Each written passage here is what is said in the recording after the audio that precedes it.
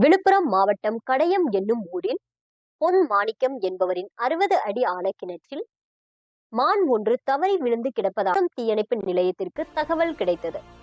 தகவலை அறிந்த நிலைய அலுவலர் சுரேஷ்குமார் தலைமையிலான தீயணைப்பு வீரர்கள் சென்று பார்த்ததில் மான் தவறி விழுந்து நீந்திக் கொண்டிருந்தது. தீயணைப்பு வீரர்கள் கிணற்றில் குதித்து மானை பிடிக்க முயன்றனர். மான் பிடி கொடுக்கவில்லை. பின்பு கயிற்றில் முடிச்சிட்டு மானின் கால் மற்றும் கழுத்து சேர்த்தவாறு முடிச்சிட்டனர்.